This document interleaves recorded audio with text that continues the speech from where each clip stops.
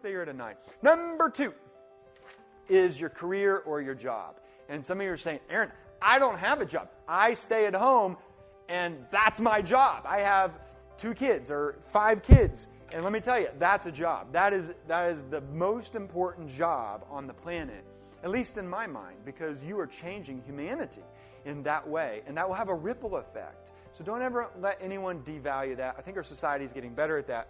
So you're included in here as well. What number would you be at? 1 is you can't stand your job. You can't stand your career. You want out. 10 being, I'm doing it. In fact, my career and my job feels like my life's work and my purpose. And so you could just take one of those off the board.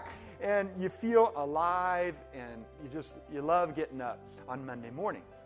But the fact remains that between 8 and 9 a.m. on Monday morning, there's more heart attacks nationally than any other time in our nation. And the reason for that is people are so stressed out on Sunday night about going to work to start their work week again. And people are just unhappy with their job. And then more suicides take place on Monday morning nationally than any other time during the week.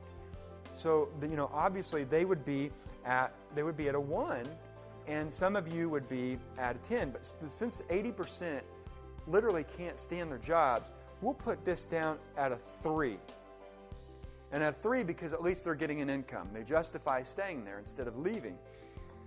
Okay, so there's that. So all of these you're rating from a 1 to 10. Now, this is my favorite, may not be your favorite, but definitely mine, and that's love. With your significant other, if you have a significant other, what's the chemistry like? And you're like, Aaron, that's like Mark Twain said, I've looked at the mighty Mississippi so long, it's boring. Well, you know what the brain is wired for? Novelty. And that's why people end up having affairs, because something's new and it's interesting. But if you can attach novelty even to your spouse, because listen, they're thinking of you the same way as the mighty Mississippi if you've been together longer than 15 years. Novelty, new dates, new ways to relate, new conversations, new tones, whatever it takes to feel more alive and in love and to have that connection. Your brain is wired for connection. Where is that for you? Because listen, the more connection you have with your significant other, the more fun. It affects everything, doesn't it? Like most people can't stand this. They don't have the backing here. So this affects your health. It affects so many different things. But if you could get this up pretty high, you'd be doing well. We'll put it up at a 7 for now, even though half our culture is getting divorced, right? We'll put it at a 7 instead of a 5. Now, my questions for you are these. Did you give yourself an honest rating? And if not yet, go back and watch this if you need to. And then my second question is, how bumpy is your ride? If this were a wheel on your car, how bumpy of a ride would it be? And right now, this is a pretty bumpy ride. We're not going to get anywhere very fast in our life. What we need to do is get each of these up to an 8 to 10 range. And then your tires all aired up, and it's a smooth sailing, and you can always go deeper and better with every area of your life, but at least it's a much more enjoyable, satisfying, fulfilling life as you attack all of these different areas in your life. And another one is, what's your weakest links? Because you're only as strong, and your family is only as strong as your weakest link. So the idea is to find your weakest links and get them up, and that will give you the clarity about what to do next. Because these are the major areas of life. And once you identify these, you're like, okay, it doesn't have to be so overwhelming, and I don't have to be so afraid like a dog with no teeth. You can say, okay, which areas are the weakest? Now I have identified them, and I'm going to put my focus on those areas for the next 3 months and get the number up. So it's self-identifying. Now I know. Clarity comes easy, right? It's no mysterious trick to it. It's just right here. And once you have clarity, here's what I want you to do. So the career and the job and the fun and maybe family and friends are the lowest. So I take those 3, and I want you to set 2 goals. 2 goals for your career, 2 goals for your health, or whatever your weakest links are, and say, I'm going to do this by this date. That's how you set a goal. I'm going to do this I'm going to have this kind of fun. I'm going to take a vacation. I'm going to go on a trip. I'm going to go call my friends and hang out. Whatever fun is for you by Thanksgiving, right? So what you think will get you up to an 8 to 10? Make them a challenging goal. So if they're at a 2, what goal would get it up to an 8 fast? Because the reality is change doesn't take a long time. You just got to make a decision to change in the moment. And as soon as you make it a challenging goal, a big goal, an exciting goal, then you can get it up to an 8 and 10 in no time. Really, you want to set 2 goals for each of them. Because let's say your spirituality is at an 8 or a 9, well, then you can set a ginormous goal that you never even thought was possible because you're already feeling way fulfilled on your journey. Now just make it bigger, and you can do that with all of them. Okay? So what's your weakest links? How bumpy of a ride is it? This gives you clarity about what to do next and setting a couple goals. Now, A, B, C, and D informs you of why you have the numbers that you do. So we don't just say, I wonder what my love life is like. I'm not feeling it today, so it's at this. And tomorrow I would have probably put a different number. My family friends here, that's because I had a birthday and it made me feel good, but normally it's not good. It would be like at a 1. Well, these are more objective criteria that tells you precisely why you have the numbers you do. And once you elevate these, then you know how to get your numbers up fast when it's partnered with your goals. So number A here, or letter A, is how free do you really feel in life? So do you feel free with your love life? Or were you had prohibitions placed on you by your parents? It's like, okay, my options are limited. Or maybe by limiting your options, you feel freer because there's not all this chaos out there. But you have to ask yourself how free.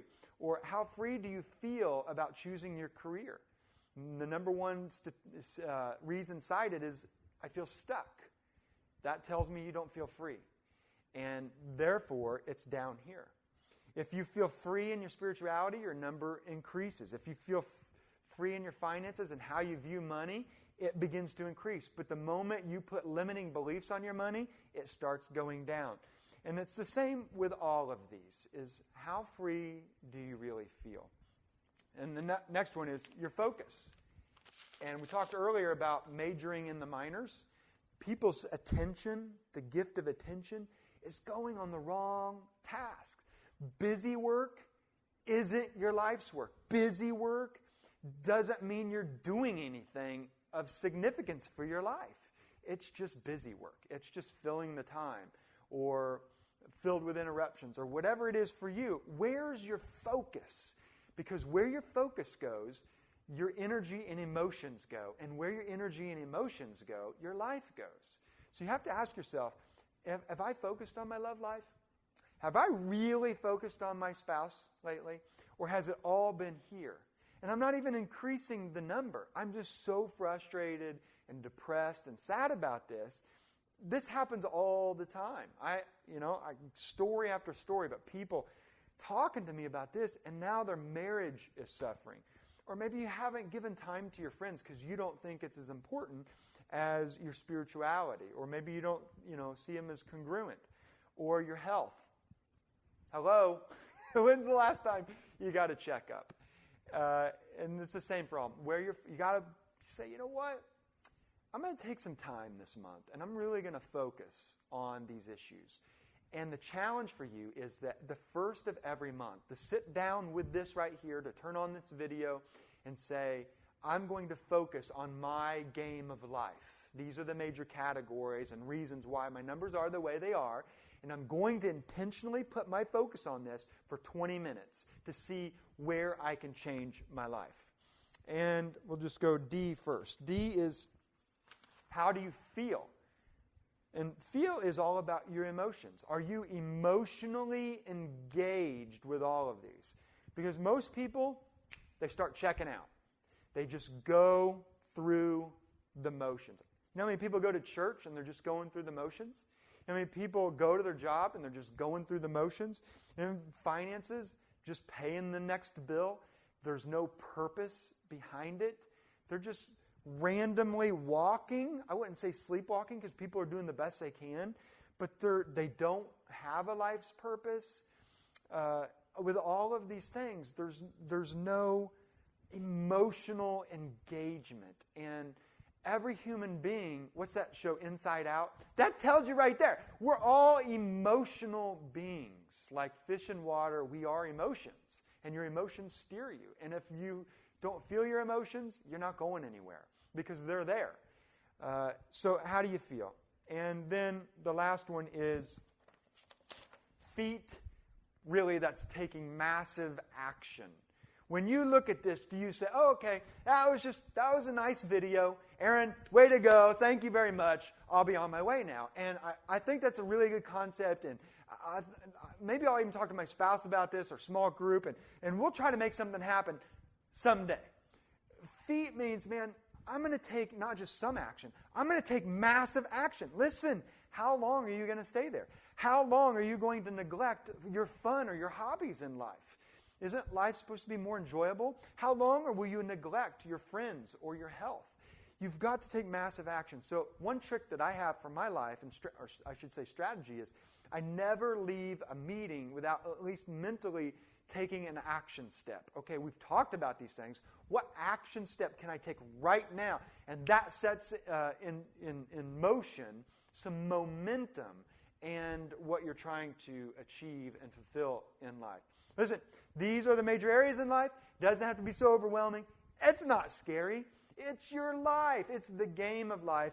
You think of this as a wheel, maybe like you're spinning something, and whatever it lands on, then you're going to focus on, give your attention to, feel free about, and have some emotional engagement, and get your numbers to an 8 and 10. And listen, I hope this serves you.